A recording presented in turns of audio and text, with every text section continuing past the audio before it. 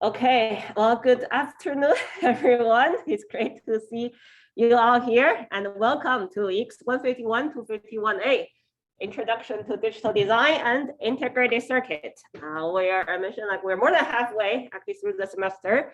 We started from the higher level, the abstract level, and the microarchitecture, and now we get to actually our CMOS module, how we understand different delay component, what kind of factors that contribute to that actually eventually lead to the frequency of the circuit of the hardware that we can achieve. We start with the inverter chain. Last week, we talked about how inverter works, how we actually chain them together as a buffer, and how we use this inverter chain to start reason about the delay of our circuit. And instead of having a lot of range of different RC components, we can actually have a pretty simplified model to actually separate our delay into two components. So this lecture, we're going to generalize this discussion by introducing this concept of logical effort so that we can not only capture the delay of inverters, but also capture the delay of any arbitrary gates that we can design in our circuit. So before we get there, since we're talking about frequency, right? We're talking about the delay component. The delay discussion is how we can actually achieve faster frequency, right? Anyone still remember the Pentium 4 hardware from Intel? The net first architecture? Not really? Well, it's fine. Really, you don't remember it because it's a big failure in the generation of the hardware design. This is a design where we actually push really hard to get to a high frequency design, to get to a super deep pipeline architecture. We managed to actually introduce a lot of very fancy features to actually make the pipeline a lot deeper so that we can actually shorten the critical path supposedly, so we can get to higher frequency. But it ends up actually really hard to achieve that, and also it consumes a lot of power. So we'll talk about power also either this week or after spring break. So that actually introduced a lot of problems. So this is actually, it only exists for one generation, and then we basically revert back to the previous generation architecture. It's interesting to read some of the articles actually around that time, around 2000, and they were actually pretty optimistic in terms of how fast our circuit can get. They were expecting we can actually reach to 10 gigahertz processor frequency by when? 2005, right? Almost 20 years ago. They are basically expecting our processor can basically go much faster and projected 10 gigahertz by 2005. It's interesting actually to read actually the comment section of this article. I actually still go back from time to time. It's interesting, like around 2010, people go back, we're still not there yet. Around 2020, and then people also go back, commented, well, we're still not there yet. We never really actually, until now, we actually never reached 10 gigahertz frequency. It's interesting to see the, I guess, the optimism that people have back then, not realizing the cost of actually doing deeper pipeline, both performance and also on the power side. It's getting a lot more difficult actually to get to this kind of faster processor design. So we'll talk about again from the delay perspective, why this is really hard. There are like a lot of components actually involved. It's not that simple as actually just make the pipeline deeper, smaller pipeline stage that we can get to a faster design. A lot of complexities. And even now, more than 20 years later, we're still not at 20 gigahertz processor yet. We may get there some point, but again, the game is not really getting faster frequency because there's a power constraint. But it's also how we actually can get better functionality and more performance on parallel applications. So something very interesting to look at, I guess the pure, people's very optimistic about the future more than 20 years ago. And even today, we're still not there yet. And we are really branching out for different ways of boosting performance. With that, let's think like more realistically how we can actually get better performance in our hardware. So last week, we start with the inverter, right? We are interested in the overall delay of our hardware, and inverter is one of the simplest like CMOS gates that we can think of, and that actually captures the different components of delay. In particular, we basically use Instead of having a range of different RC components, we basically use this normalized delay to capture the behavior, right? In general, it has a parasitic delay part, just how fast or how slow I need to charge and discharge my own parasitic capacitors for the inverter itself, right? It also has this effort delay. So this is not only just the stress on myself, is right? It's also what I'm actually driving after me, right? The load capacitors. How much effort I actually need to put together to make sure that I can drive the things actually after me also efficiently. So that's two components that involved when we think about delay. This is actually pretty generalizable. We see this is applied to the individual inverter, but once we actually come to a more complex circuit, our first version of a more complex circuit is a chain of inverters, right? So instead of looking at the individual inverter, now we have a chain of inverters. And then we look at the overall delay of the entire pass, right? This circuit pass with a chain of the inverter. It actually follows the same trend, right? So we basically want to sum all the delay together, and overall it still has the same pattern, right? The parasitic delay of each gate of the circuit, how fast or slow we actually need to charge and discharge ourselves, but also the effort delay, right? How the strength of ourselves compared to the strength of the circuit that we're driving after us, right? So it still has the two components. We'll see this pattern consistently when we actually think about the delay of our hardware, right? When we have the path of the delay, I think in a lot of our discussion, especially in this class, the metric that we have is basically, or the knob that we have as a circuit designer, we are given a technology, right? This is a technology that we have. But the knob that we have with this technology is that we can actually size our circuit, or specifically size our gate differently. That's a very powerful knob as a hardware designer to actually get different delay profiles or delay behaviors of our circuit. So one thing we can actually do a lot of time, especially when we actually think about the strength of the circuit, how we can actually make things faster, we can actually size our hardware, size each individual gate so that we can actually minimize the delay of the entire pass. Again, we start from the inverter chain. We'll actually talk about more general circuit today, right? And we talk about, okay, if we actually given the entire effort of this pass, right? We know what we are driving, we know what's the input, right? We know the entire effort of the pass. The way to actually minimize the overall delay is to have every stage, in this case, every stage is basically an inverter, right? Every inverter have the same effort delay, right? So basically, once we basically mentioned, right, if you have something you need to accomplish, spread it out, right? So you have a particular deadline at every stage. That's actually a best way to actually minimize the overall effort you need to do to accomplish that task. And then once we actually get this, the delay for each of the inverter, each of the stage, we can basically size each our hardware now, right? Because we know the effort for each of the stage. Once we know the load, we can basically start from backwards. We can actually size our transistors, size our gates individually, right? So this is a very, basically, again, from a principal point of view, understand the different trade-off in the hardware design and how we can use basically the size of our transistors as a powerful knob to change the behaviors of our circuit.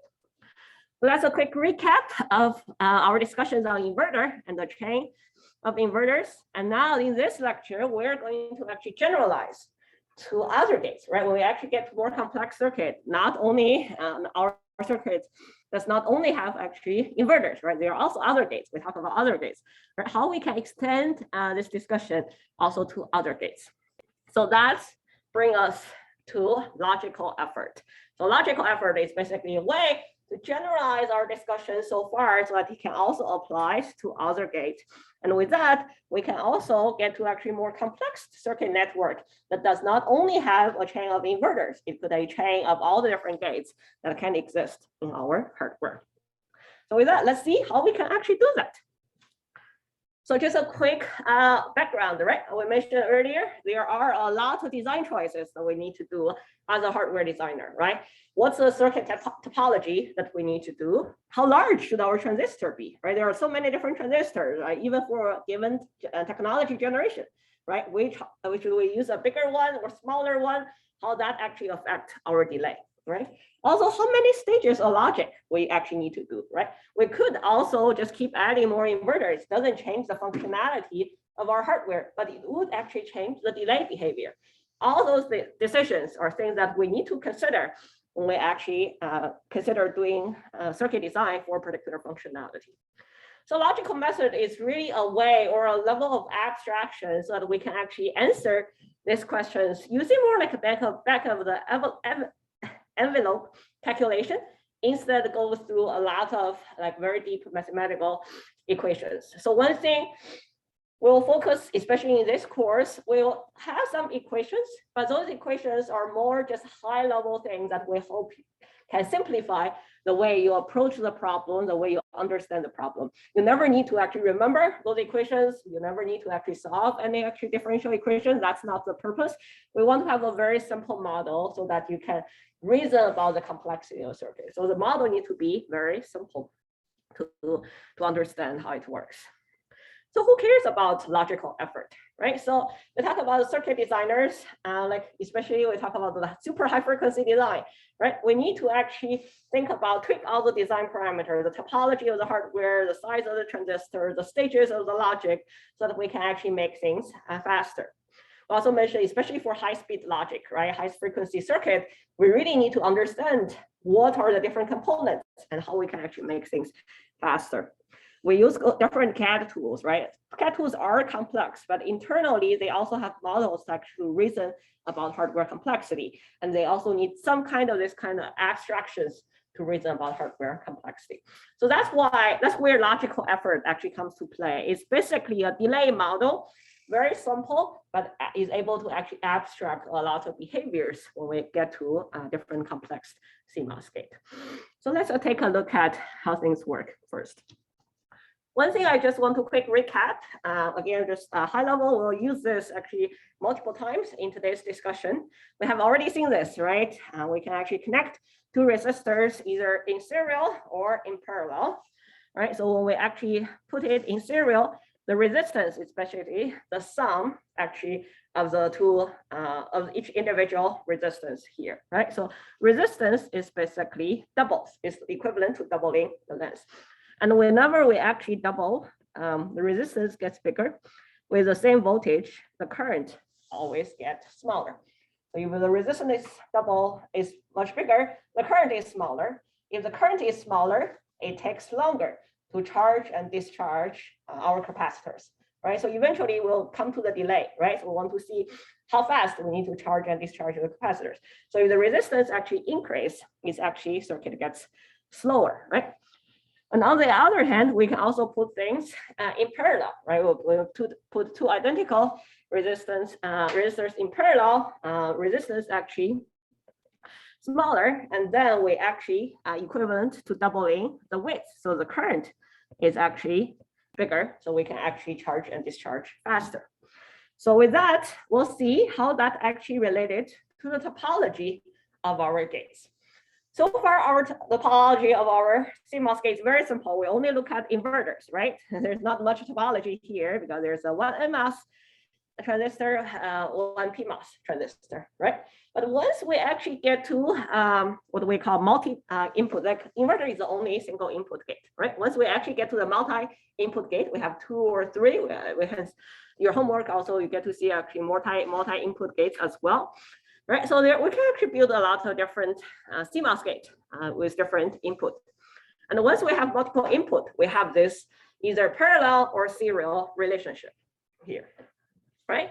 So far we talked about before the delays, either the parasitic delay that's intrinsic, and then the effort delay is mostly just affected by the load, right? Depends on how big the load we are loading, and that actually dictates the delay, right? But the delay also depends on the functionality of the gate, because a different gate behaves differently, right? Different gates have different topology. And that also, we mentioned earlier, even for the delay, is basically how big the load we're driving and the strength of ourselves, right? How strong we are. The strong we are, it also related to the functionality of we're actually performing for CMOS. Inverters, is the simplest logic here, right? So basically have like either one PMOS or NMOS there. That actually drives load the best because it's very simple. Whenever we have additional inputs, either in PMOS or NMOS, we'll have something actually connected in serial. So here the PMOS is in serial forward. This is NAND gate, right? For NOR gate, the NMOS, the PMOS will be actually connected in serial. So whenever something actually connected in serial, right? We talked earlier, our resistance actually grow bigger, right? Then the current actually smaller. So the more complex logic gate is actually weaker in terms of how it can actually drive the load, drive other things actually after us. Versus the inverter, just from a purely topology point of view, it's actually very simple. It only have one resistors here. It actually drives the load the best. So when we actually, as we mentioned here, we need to compute other functions with multiple inputs. Typically, it's basically to more transistors. Whenever there is an input, it leads to an additional, at least additional PMOS and NMOS transistor, right? Some once, excuse me. Whenever some of them are connected in series, then they basically has a bigger resistance and then smaller current. So it makes it actually poor or worse than inverters compared to how they can actually drive the following circuit after them, right? Makes sense? Right, this is very intrinsic to the topology. Single input, very simple. It's always just a single resistor there. Whenever I have multiple input, something will be connected in serial. And whenever something connected in serial, we basically have more resistance, right? We'll have more resistance, smaller current, our circuit become weaker. So logic effort at a high level is basically trying to actually capture this behavior. So it's more like an intrinsic behavior talking about the topology of the gate, how it is actually different from the inverter. The inverter is very simple. We like the inverter, right? We have a lot of discussion on the inverter, but we also want to have another factor to capture the complexity, the intrinsic complexity of the other gates, so that we can also evaluate the strengths of each individual gate. So that's where logical effort actually come in play. So what we can do is we can actually generalize the inverter delay to other gate here. Let me clean this. So far we mostly talk about inverter delay, again, as a RC component. Ignore the line tool here. It's basically always the resistance of the gate and together with the capacitance of the gate and the load capacitance that we are driving. For other gates, we can actually still do this equation here or do this like capturing the delay in a similar format as a RC circuit. So I'm going to show some of the equations and derivations of the logical effort. You don't need to remember that. Again, we are mostly focusing on the high level message, but we can actually derive the logical effort using the same RC component. It's just more generalized so that we can actually normalize to the inverter delay. So for other gates, we can also write the same thing, basically also become RC circuit, right? Instead of the inverter, it's basically this particular gate, right? The resistance and the capacitance of this gate. We mentioned earlier, we like to have a simpler circuit, right? We like to normalize to our inverter delay so that we can actually throw a range of other components away. I put those like the derivation here. If you're interested, you can go through it. But this is not really part of the focus. I want this class to be less equation focused, but again, it's more actually the principal reasoning about different components, right? So once we actually derive like a couple of steps, what we realize that first, it's actually very similar to the way we think about inverter. We still have two components. One is actually more intrinsic to the parasitic capacitance of the gate. It's more like the normalized parasitic capacitance of the gate compared to inverters. The other is something related to the load complexity of the circuit that followed the current design, the current stage, right? So we still have the parasitic delay part, but when we think about effort delay, there are actually two components here. So before we mostly focus on this fan out delay or electrical effort. This is more just specifically to the load, right? How strong we are compared to the load in terms of the capacitance here. the new component we introduce here is what we call logical effort. This is basically, say, the normalized stress of the gate compared to the inverter, right? So we mentioned that different topologies will have different resistors. Different resistors will actually be connected in serial that actually have a different topology compared to the inverter, right? We like to quantify this stress purely from a topology level so that we can also reason about it. We separate it into two parts, right? So the fan out is load dependent, right? So this field where depends on how big of the load we're driving, that affects the delay.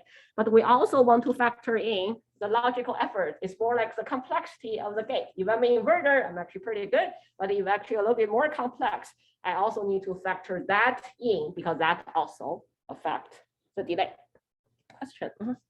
Yeah, so when we have the equivalent resistance for an inverter, like just the inverter, that's just going to be the resistance of either the PMOS or NMOS gate. But if we're looking at like a more complex gate or a more complex circuit, then the resistance is going to be like the logical resistance of the series of parallel resistance. Right. Yeah, so it will be actually more basically either in serial or in parallel, depends on whether we look at the CMOS or PMOS or NMOS network. So we'll actually talk about how we can actually calculate or how we can actually get the logical effort of different gates. That's related when we get to different gates, as you mentioned, there will be different resistors in parallel or in serial. That's actually how we calculate the logical effort. We'll use that when we calculate the logical effort. Good question. Any other questions? Okay, so again, don't worry too much about the equations. This is just bring this, like before we have the two components, parasitic and fan out. Now this fan out actually, one part is related to the load, but we are introducing, this is a new part, the logical effort to capture the complexity of each of the gate topology.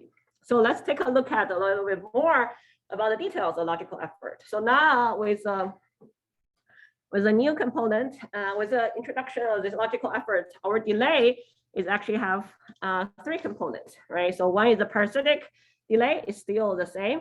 One typically we call effort delay. As we mentioned, there are two components. One is the logical effort, the intrinsic topology of the gate. The other is the fan out effort is more related to the load we are driving. As we discussed earlier, so logical effort is basically a normalized RC constant for the gates that we're considering normalized to inverters, right? We'll talk about the normalization process in a minute, but this is basically at the high level, you can think about the normalized stress of the current gate that we are considering compared to inverters, right? So when we, like you will recall, our delay of inverters is basically 1 plus F or F plus 1, right? Where 1 is a parasitic delay, F is basically the fan out delay, right? We don't see the logical effort component, but because if you do the logical effort of inverter, everything is basically the same for inverter, right? So the logical effort of inverter is always 1. So that's why the delay that we have discussed so far is basically 1 plus F.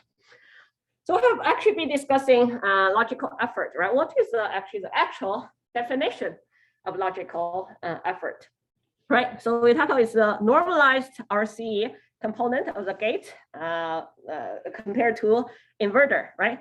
So specifically, when we actually, especially when we actually calculate the logical effort, it is basically, as we put here, the ratio of the input capacitance to the input capacitance of a unit inverter delivering the same output current.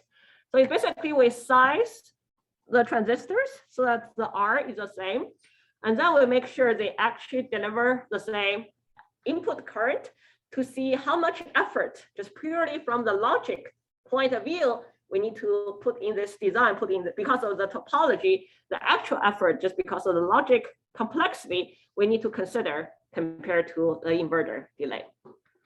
So that's the extra things that we're considering. So realistically, to actually get this, we like to just get one component, being one component, instead considering both R and C. We typically, especially in the discussion of our class, we basically make R the same as the inverter so that we don't need to consider R. And we can focus on logical effort on the capacitance side to just see the normalized gate capacitance compared to the inverter gate capacitance. You look for the literature, different textbooks.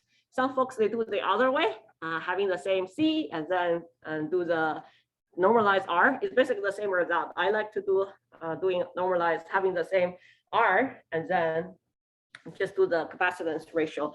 That's actually a little bit easier. So again, basically, to calculate the logical effort, we can actually size our transistors so that the resistance is the same. We're actually delivering the same current. And then we see actually what's the differences in the capacitance side. That will be the logical effort to actually express the circuit and topology. It may seem a little bit abstract, and let's take a look at one example here. So let's see our two input NAND gate, right? So on the left is our inverter, right? The inverter only one NMOS, one PMOS. It's a size 1 inverter, so we just size everything to be 1. The equivalent resistance is also 1. The capacitance in this design, right? We talk about the parasitic capacitance. We look from output. There are 2 gates connected to this. The parasitic capacitance is 2 units here. We look at input capacitance here, also 2 gates connected to input A. So the input capacitance is also 2 units here. So those are the unit transistor, the spec in our unit inverter here.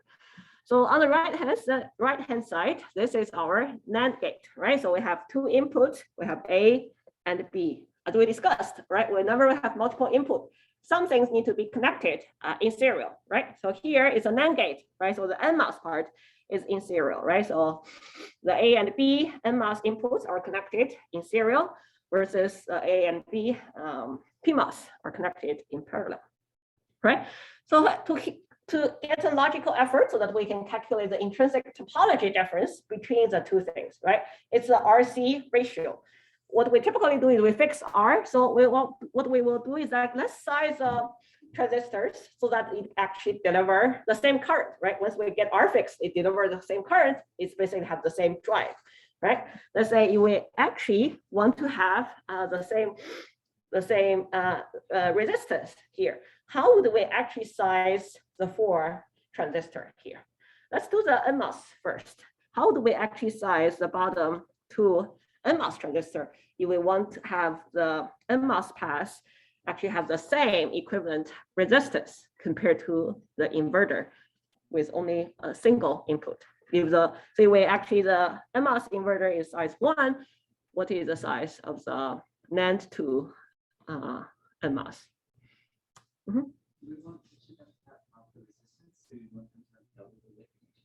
So we want to have the double the weight. We want them to be wider, right? So that we can have the resistance. So when it's actually summed together, it's actually deliver the same current. And your name is Viraj. Oh, good to see you. Okay, we want to make them bigger, right? So then they can actually have smaller resistance. So we actually want to size them to be 2. So you can see here to deliver the same current, have the same drive, purely just because it's topology, we already need to make this bigger, right? So this is basically the metric we're using to capture this kind of complexity intrinsic to this logic. So that's why it's logical effort.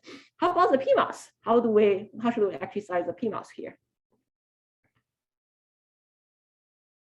The top 2 transistors here. We want to reduce the width by half. Want to reduce the width by half? Why? Because we would then double the resistance. So since they're in parallel, Mm-hmm. the total resistance actually be 2R divided by 2.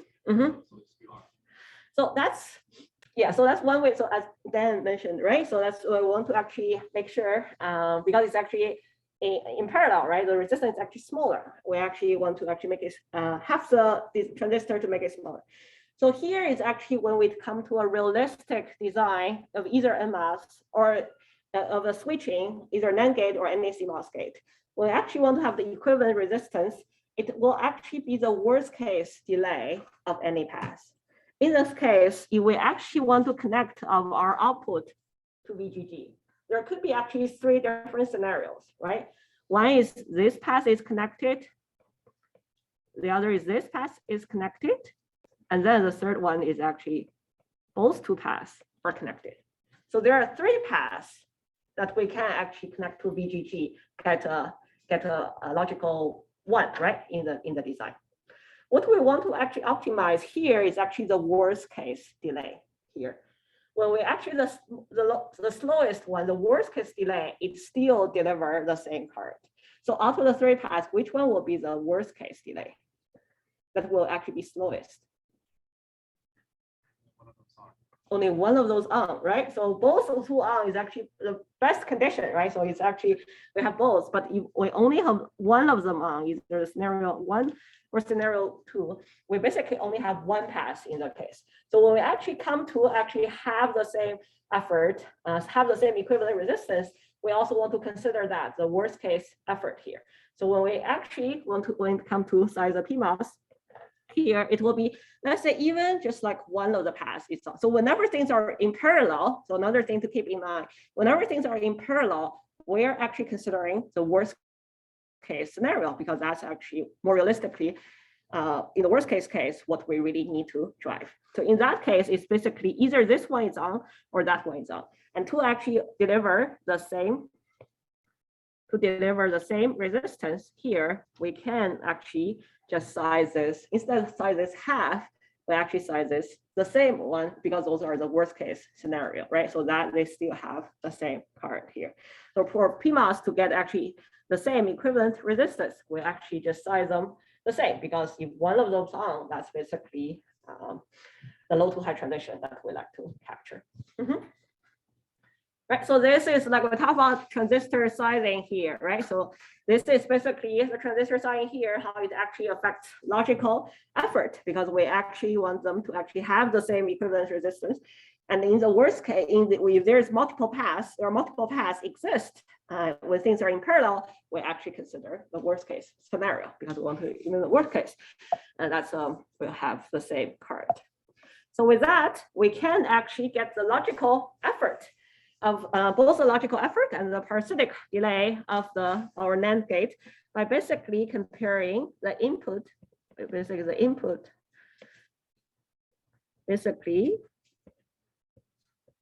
input capacitance of our NAND 2 gate divided by the input capacitance of our unit size inverter.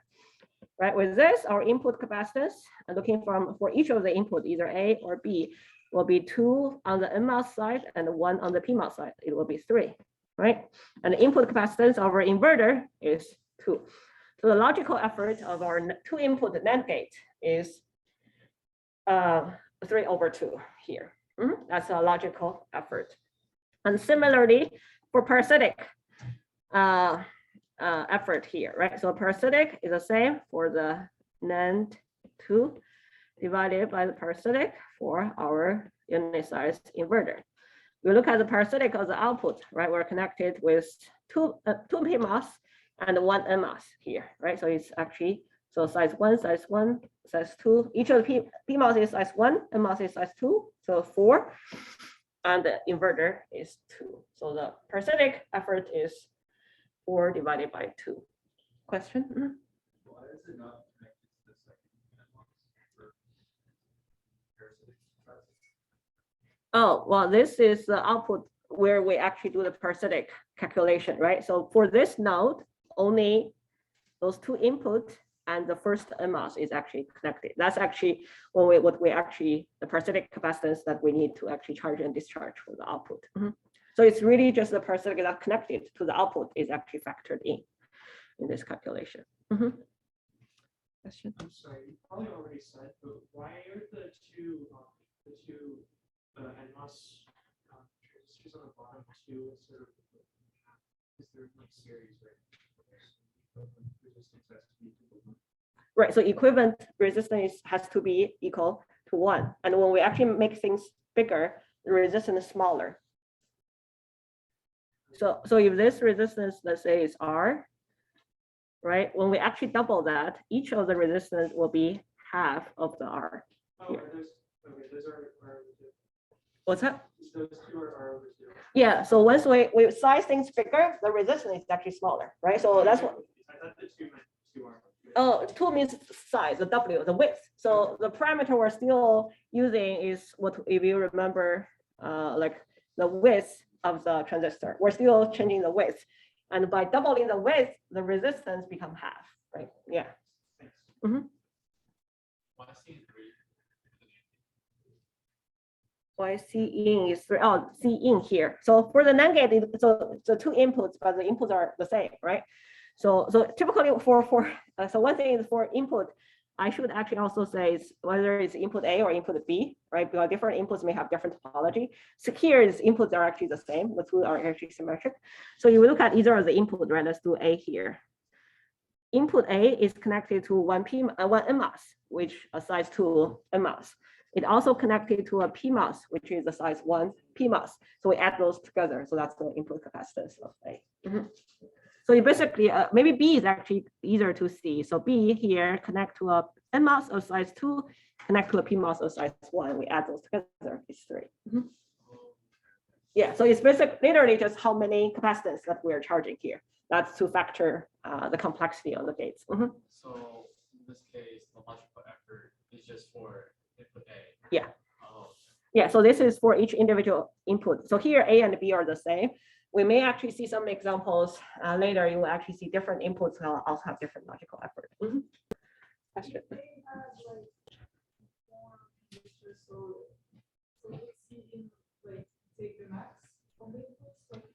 You said A has more transistor? I mean, like, we're seeing, like, since from A and B, they have those two. Right. What if, like, A have a bigger number than A, B, like the C? Like, is the C intake max? So different inputs could have different logical effort. Different inputs typically still have the same number of NMOS and PMOS transistors. Why they could be different? This example is a little bit simple, but we actually, some of the complex gate we have seen last time is basically, it's more like this, right? One input is here and the other two inputs are here. Right, this could actually have different topologies, different connections compared to. So this is more the scenario that I'm discussing if they actually have different connection here. But they always have typically always have the same number of transistors. Yeah. And here the logical effort of this input could be actually different from the bottom two because they have different topology connections here. Right, so eventually when we come to sizing, it's always the width parameter that we size. Okay, yes.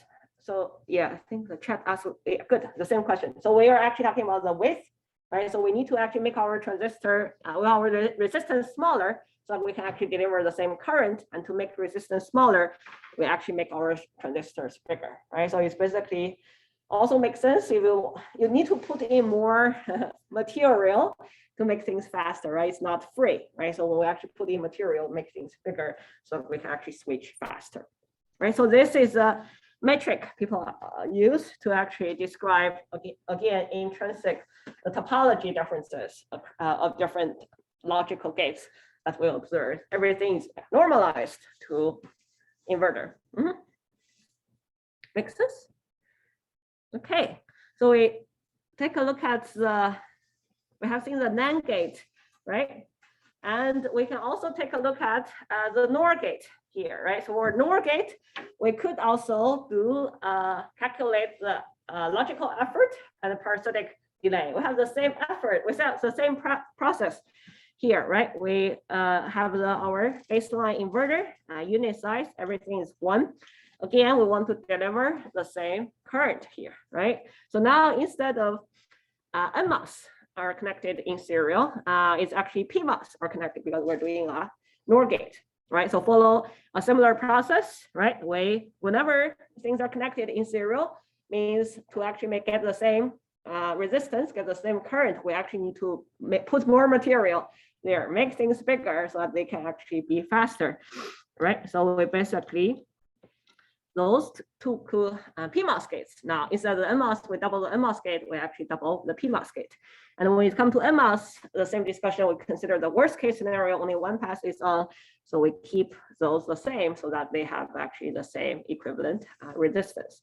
Right, so with this, if we look at the input side, it's actually the same because now instead we make NMOS bigger, we actually make PMOS bigger.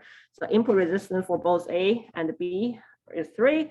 And the parasitic resistance, looking from the outside, is also what really connected to the outside is 3 transistors of size 2, 1, and 1. So the parasitic on the output is 4. So it's actually basically the same as a NAND gate here because they are basically flipped and with size PMOS and NMOS the same.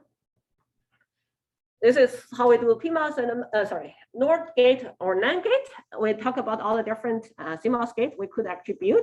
We could actually do the same process so we can have this logical effort metric for each arbitrary gate, and we can capture just intrinsically by having this more complex topology, how that affects the latency behavior of our circuit.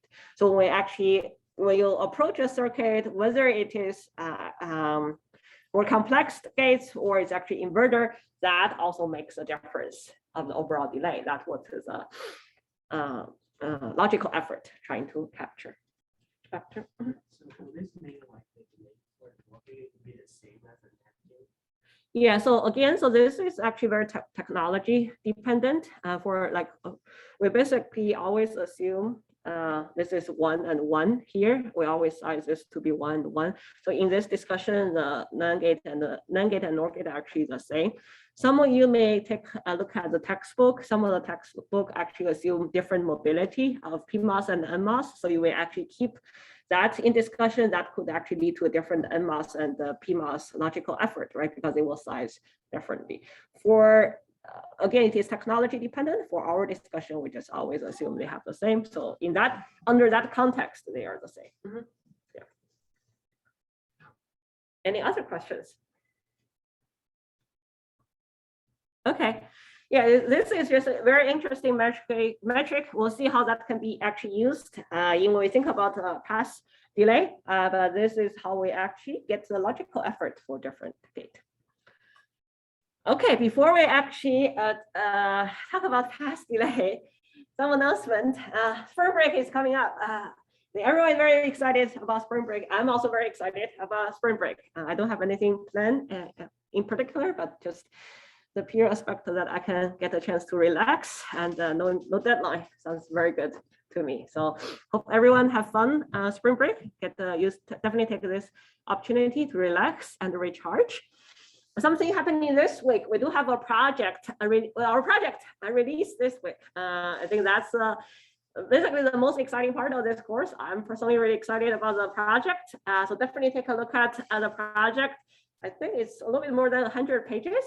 So it's basically act as a real spec document for a complete hardware project. The spec of the hardware, what you need to do, and we have 3 checkpoints. We'll talk a little bit more about the checkpoint, but the project document released this week. Take a look to see the complexity, what you need to do. I think we'll also make the announcement. The project typically done in pairs.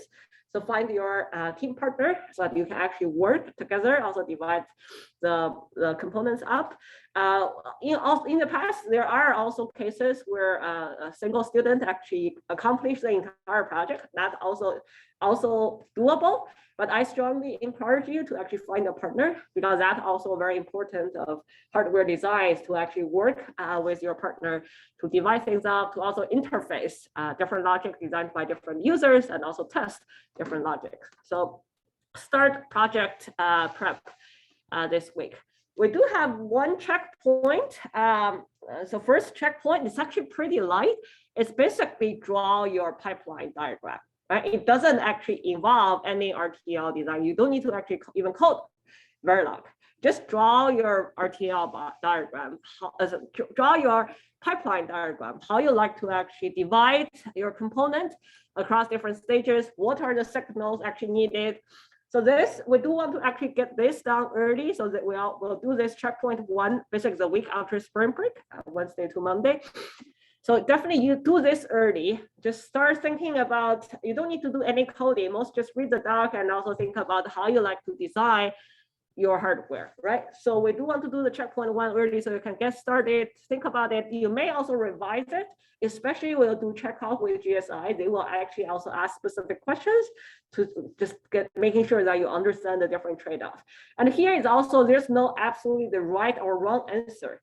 any answers? There are a lot of valid answers. You do your own design. If you look at different pipeline diagrams, typically they're actually not the same, right? Every design we mentioned at the beginning of the semester has their designer's own personality into it, right? So you do your own design, you have your own trade-off. There's no right or wrong there. It's just you pick the design that you think makes sense to you. So definitely get started early, if anything, to the checkpoint one first. Draw the diagram so that it gets started. The deadlines are a little bit more relaxed for 2 and the 3, but we want to do the 1 first so that you're on track. We also have a homework released this week. You should be able to start now and basically cover, it should only have 2 problems, and we have a relatively light homework, cover things covered basically in this lecture. So you're ready to start. It will be due after spring break, the Friday. So it will be 2 weeks if we include spring break. I know there are a lot of things going on, especially the week after spring break. So things will be a little bit slower after spring break, so that you have time to catch up. We put together we organize a guest lecture on verification next week, also from Apple. It's a good opportunity, especially once the project starts, think about the verification. We mostly cover the design side in this class. And there's a formal verification in grad level. That's also a fun class. But we'll talk about, while you're thinking about how you verify your design, we also want to get a more industry perspective, what's really involved in verification and how we do actually some of the, what are the challenges in verification. We'll have a guest lecture. It's a Tuesday after spring break. It will be virtual, so you don't need to even be in this room. So it will be a virtual guest lecture the week after spring break. A lot of announcements, and we do our best to spread things out so you have, and also especially make the homework lighter so you have enough time on the lab and the project side. Any questions? Or question online? Okay, great. So project starts, it will be released either today or tomorrow. And so after that, the lab and office hour, we still have lab. You can still always go to the lab, talk to the GSI, ask for help. So that's always there, and also office hour. And also we'll get started on checkpoint 1 for project first. Okay, great. With that, back to our discussion about delay. So far, we're mostly focusing on the first half, right? Introduction of logical effort, so that we don't need to limit our discussion only to inverters, right? So now we can actually handle other gates, other CMOS gates, and see the delay, the impact of the delay on those CMOS gates. With that, let's see, instead of a chain of inverters, right? How about we actually generalize into this multi-stage network? You will see actually a lot of similarities in the way we actually think about inverter chain. One thing that is actually different here is actually we introduce this complexity of the gate intrinsically to each of the gate and how that actually changed the way we think about the problem. Just a quick warm up, recap what we covered when we think about inverter, right? So this is a very simple network. Well, it's really just a single inverter. The load we're driving 4 inverters after us, right? So that's a drive. So we mentioned earlier, that's also a fan out of 4 inverters, a very representative gate for technology. So you will take a look at the logical effort for this stage, right? For our inverter, right? So logical effort for inverter is basically 1, right? So everything is normalized to inverter, right? So we were working with inverter, the logical effort is basically 1. So fan out effort, right? So fan out is basically what we are driving, right? So this is what we covered last week, the load capacitance divided by the input capacitance, right? So load capacitance, we're driving 4 inverters of the same size, right? So it's basically, we have 4, load capacitance is 4, but input capacitance is 1. So our fan out effort is basically 4, right? So that's the fan out effort. Again, there's a ratio between the load capacitance versus the input capacitance, right? So parasitic delay, right? Normalized parasitic delay, right? So here we are still talking about inverters, right? So even I just introduced logical effort, we're still talking about inverters. Everything is normalized.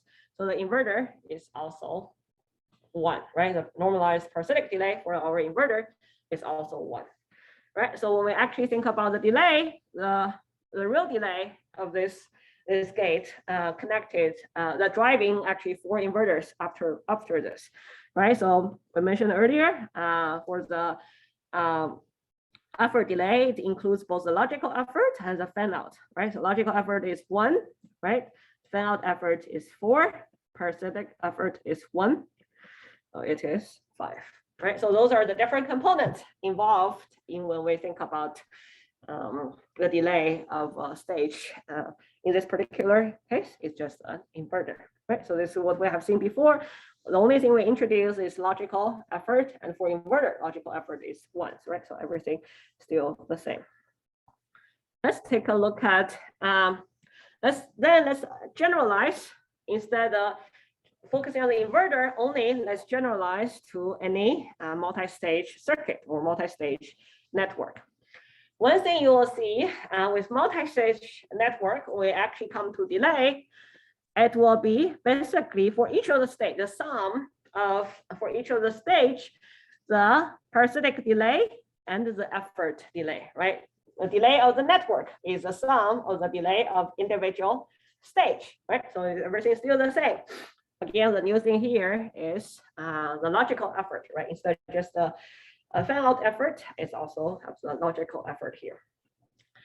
You may hear people have different terminology. That's one thing I don't really like when it comes to this discussion. You may hear people have different terminology. So I actually put those terminology here so that we are clear on terminology when we say different things, what they mean, right? Eventually, this is basically this is basically all the things we need. The parasitic delay with effort delay has effort, logical effort, and fan out effort. You may hear people call stage effort. Stage effort, as the name suggests, is basically for each stage, not including the parasitic, just for each stage with the effort. And again, the effort involves both the logical effort and fan out effort. So when we come to a stage effort, just basically the effort for this stage, which is the logical effort, multiplied by the fan out effort for this stage. When we actually talk about pass fan out effort, this is actually similar what we talk about even in inverter chain, right? It's basically for the entire pass with the fan out effort. It's basically, this is a ratio that we are very familiar with right now, right? What we are driving and what's the input that we have. So this is the relative ratio between load and the input capacitance. Another terminology people also use when they describe this is also the pass logical effort. It's basically the logical effort of the entire path. That's basically actually just a logical effort actually multiplied together for each of the stage that's actually multiplied together. So that's basically the entire logical effort of the entire path of the, it basically captures the entire complexity of the circuit together. And then again, whenever we actually need to combine those, we just call path efforts. Then it's the same. We multiply those together, the logical effort of the pass and the fan out effort of the pass. Again, whenever it comes to the logical effort, it's basically intrinsic complexity of the gate, and fan out effort is really the ratio between output and input, what we are driving here. Right, so again, this is just to clarify some of the terminology that is being used. So when it comes to the multi-stage network, we are talking about the delay, right? So the common scenario where we're facing here is actually pretty similar, or it's a kind of multi-stage network.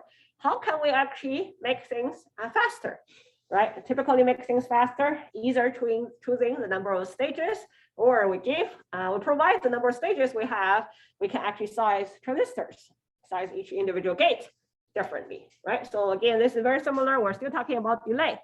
We already seen the inverter delay. Now let's generalize this, and we want to actually minimize the delay. And the optimization principle is also the same, right? We have to have a particular fixed effort.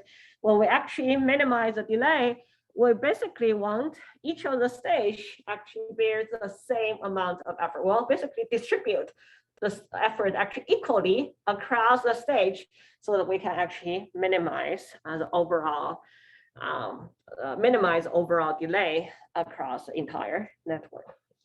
So if you recall what we did with the inverter, right? We given a particular path effort, we given basically effort of the circuit, and we want to minimize, we're given the multiplied result of the effort, and we want to minimize the sum of the delay, right? So we have the similar optimization here. We basically given the entire path effort, right? We can actually get the path effort of our circuit. This is actually fixed, and we want to minimize the overall delay. And to minimize overall delay, we basically want to have each stage have the same effort. In particular, when we actually have each stage have the same effort, and then the effort of individual stage is basically the nth root of the overall path effort. We'll see an example in a minute. This may seem a little bit abstract, but this follows the similar principle. The path effort is given, basically the multiplied result is given. We want to minimize it. The overall effort basically make everyone has the same effort. So every stage has the same effort. Once every stage has the same effort, the overall delay can be actually rewritten into basically, again, the parasitic of the path. And also you will have n stages, then the stage effort of each individual stage times n, that will be the overall delay of the path. And then similarly, we can actually still, once we have the stage effort, we can actually basically calculate size our transistors individually so that they can actually deliver a particular stage effort. Well, this seems a little bit abstract. Don't worry, I just want to put this up there so that you see the principles. And we'll see an example in a minute. A question? Question? Since there's the sum of all PIs, why is there only one P? I guess. Yeah. This capital P just is the sum of all the PIs. Yeah. Yeah, this capital P is the sum of all the PIs. Okay, so I'd like to pull this in the same slide so that we see the overall process. Let's take an example, take a look at an example to see what we really mean here. Okay, so let's see example problem that you'll see or you'll face when you think about the optimization problem. You have a chain of circuit here. So now you see instead of inverters, right, we actually have a chain of both NOR gate and NAND gate here. So we can actually see the complexity of more complex circuit, right? The input capacitance of the entire path is 1, normalized to 1. And the load capacitance that we're driving in the very end is, in this example, 36, right? So again, this is the circuit topology that we have with 2 inverters, 1 NOR gate, 1 NAND gate connected together. Stages is already fixed. So we have 4 stages. We have the load is also fixed, right? So we are driving a 36. We're driving a capacitor of size 36, right? So here is how we can actually size the first gate is fixed, right? The 3 gates, X, Y, Z, right? We can size those 3 gates here to actually minimize overall delay of our circuit, right? So again, that's the parameter we have, right? The parameter of the individual gate, right? So we like to actually size that so that we can actually minimize the delay, right? So we actually approach this problem, right? First, we like to basically mark the logical effort and the fan-out effort of each stage, right? Logical effort is intrinsic, right? Once we see the gate topology, we can actually get the logical effort directly, right? So let's walk through this. For the first inverter, right? Inverter, the logical effort is 1, right? The fan-out effort for this stage is the output divided by input, right?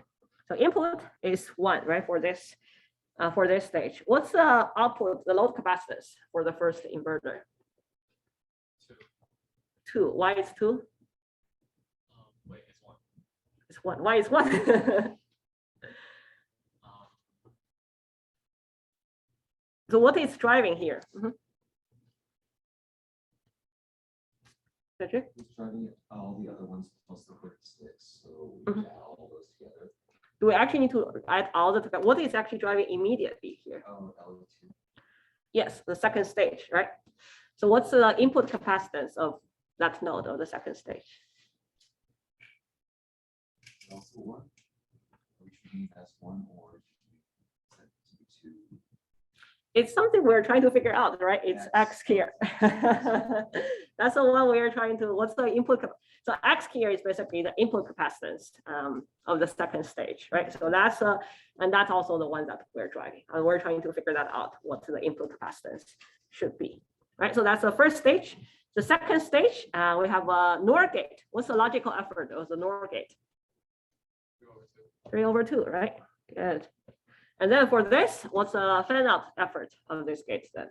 What is driving? Y, right? Yeah, so it's driving Y. And the input capacitance is X, right? Then right, so its input capacitance is X, it's driving actually Y. The fan out for this stage is basically Y over X here.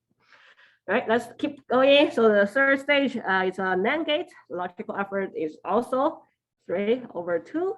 It's driving, the output is C, the input is Y, right? So that's the fan out effort. And we get to the final stage, it's an inverter. So logical effort is 1, right? And the load is 36. The input is C, right? The input capacity is what we're trying to figure out, right? So basically the first pass is just understand the topology of each individual gate and what is actually the input output relationship of the gate. Right, so once we actually have that, we can actually calculate the entire pass effort, right? What's the pass effort of the entire pass? The effort of the entire pass. So here, not including the parasitic, right? So it's basically when we actually, let me actually, before we get there, the pass effort is basically the logical effort with the electrical effort, right? The fan out effort here, right? So it's basically the logical effort of each individual stage multiplied together and the fan out effort of each individual stage also multiplied together, right? So if we do the logical effort, well, it's 1 for the first stage, 3/2 for the second stage, and the same for the third stage, and also 1 for the fourth stage, right? So that's all the logical effort.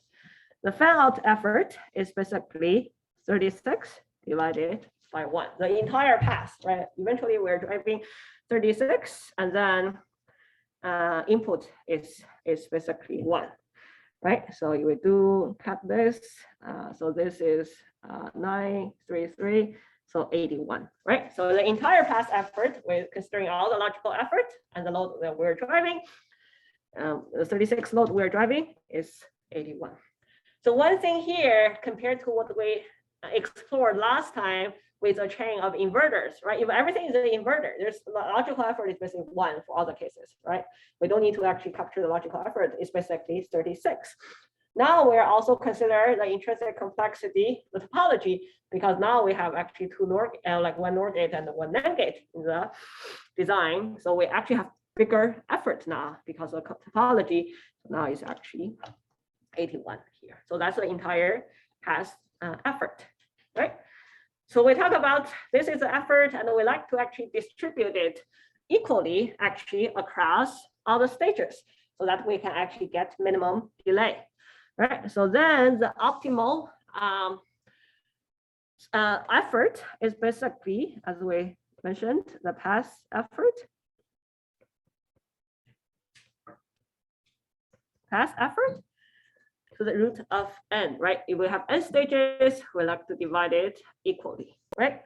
So now the pass effort is 81.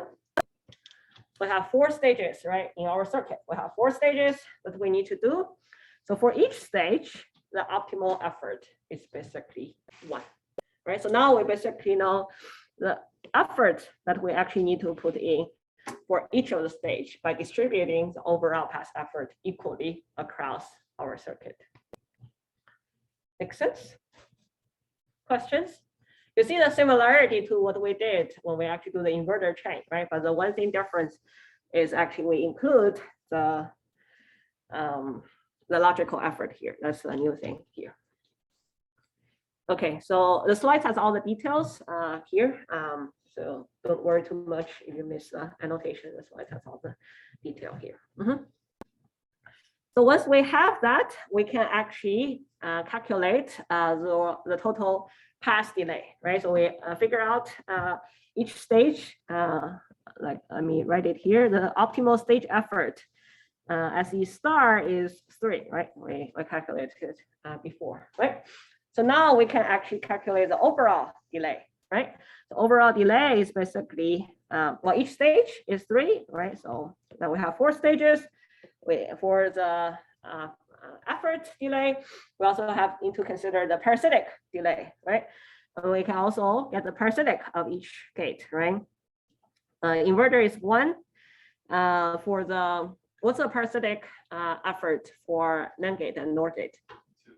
2, right? So NOR gate and the NAND gate are both 2, and we have 1 in the end, right?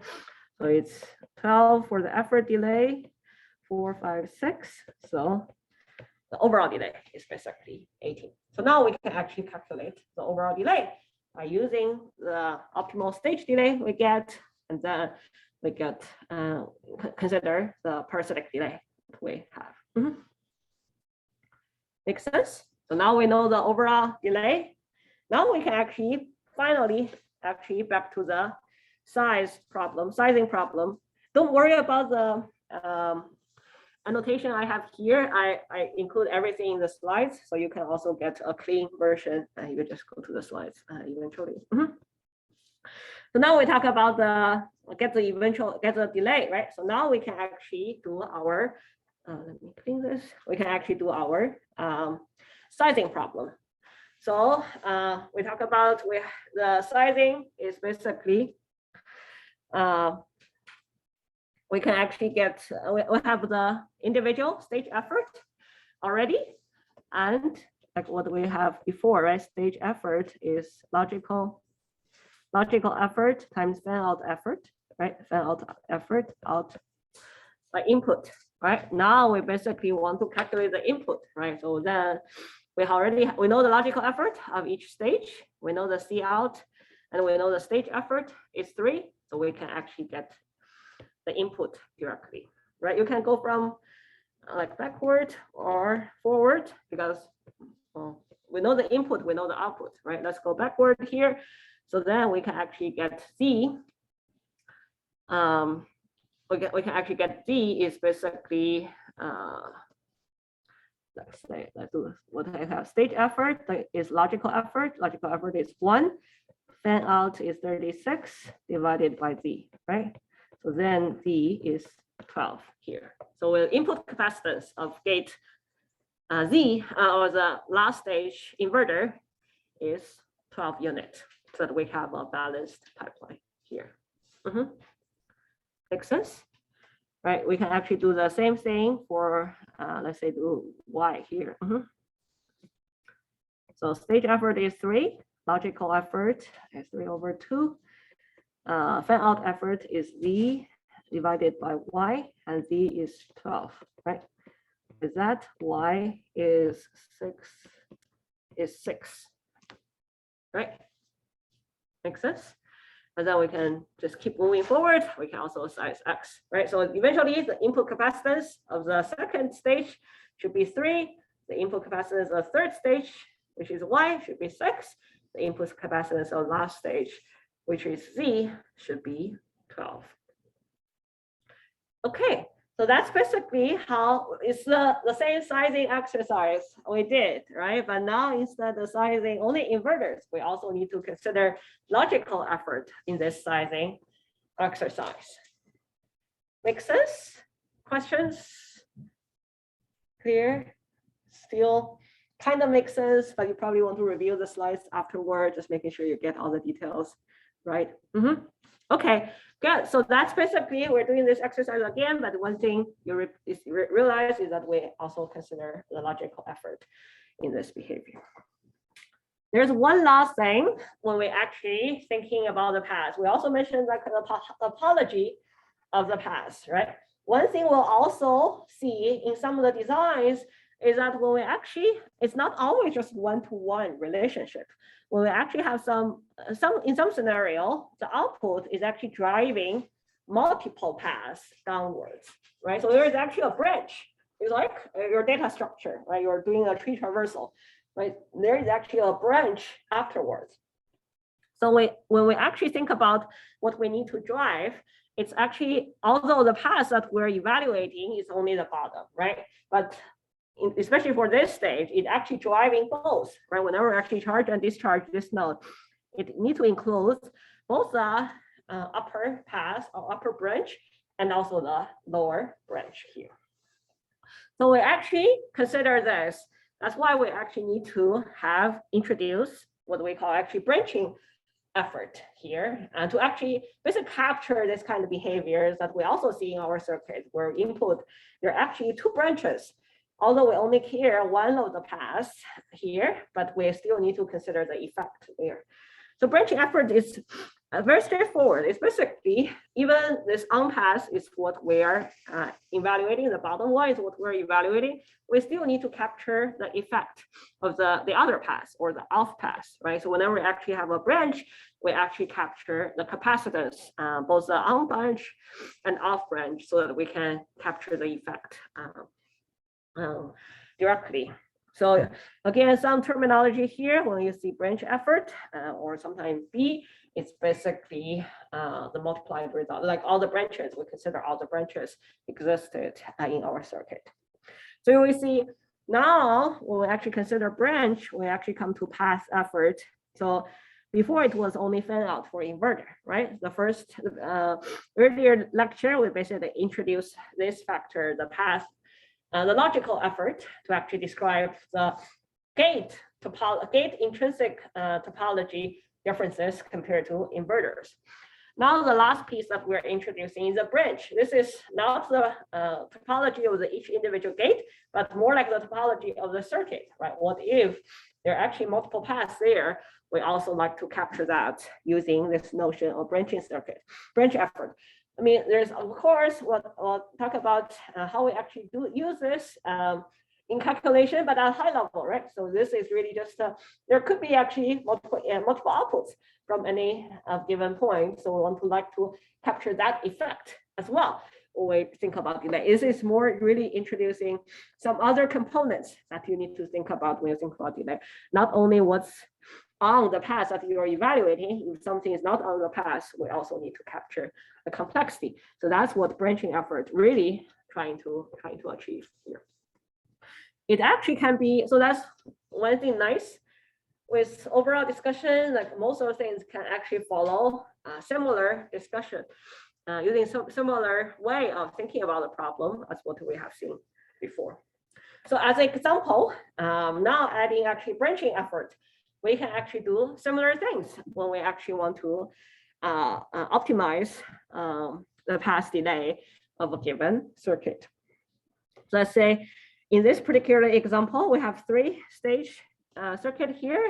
We have, and instead of inverters, now we basically everything is NAND to gate here, right? So we are interested in also make our circuit faster here.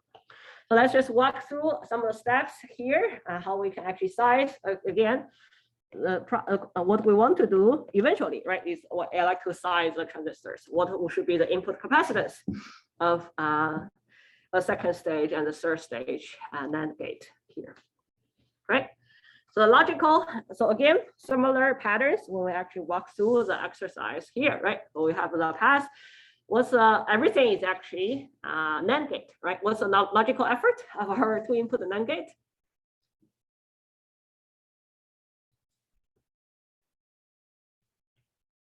Input is NAND gate, right? Viraj, 3/2, right? Yeah. So this is the logical effort for each of the NAND gates, right? And then we have 3 stages, right? So the logical effort of the entire path is basically the cube of 3/2, right? So that's the logical effort to capture the circuit topology. The path effort, what's the path effort that we are evaluating here? The C out in our path is basically 36 that we're evaluating here, right? The C in of our path is 1, right? So it's very similar to the exercise we did before, right? Output is path. What's the branching? How many branches we have here?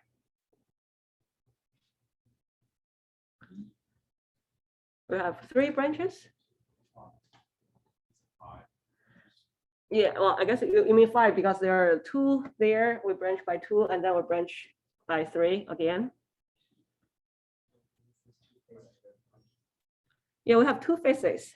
Yeah. There are 3 faces, but 2 faces we are actually branching here. Right. So for the second stage, we are branched by a factor of 2, right? So 1 gate is driving 2 gates. The third stage, we are branching by a, oh, now we are back. So the second stage, we're branched by a factor of 2, right?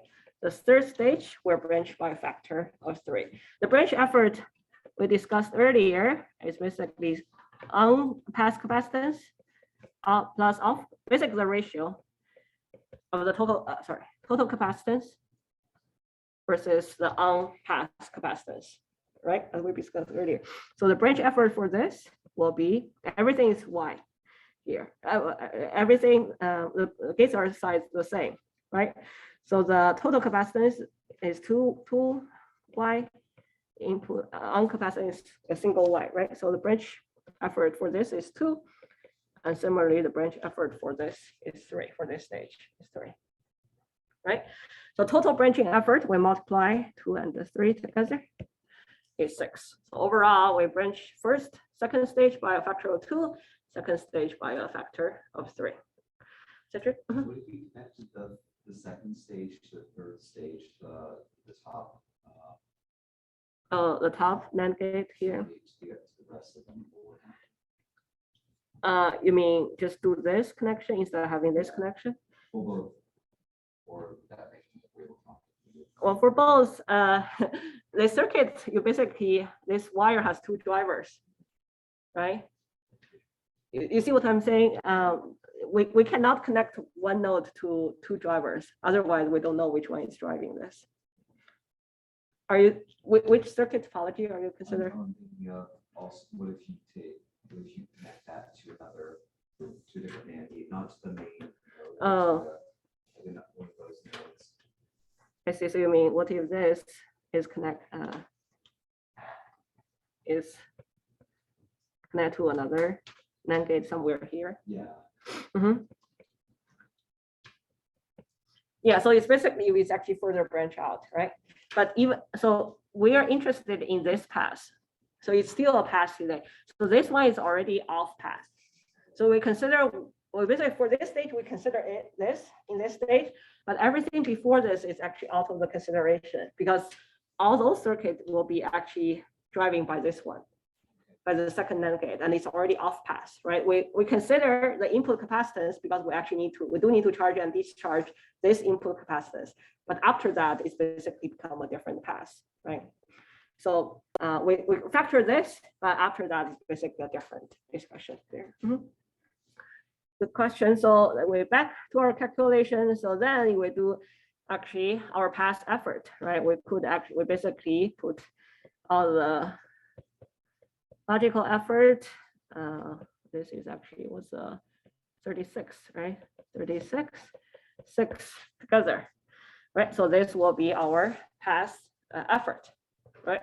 So we can still do the stage effort. We basically get this and then get the cube root of this, right? So we'll just go through this quickly, but you can actually see in the next slides, we'll just get the cube root of this. So our stage effort is basically 9, and we can do what we did similarly. We can calculate the overall delay.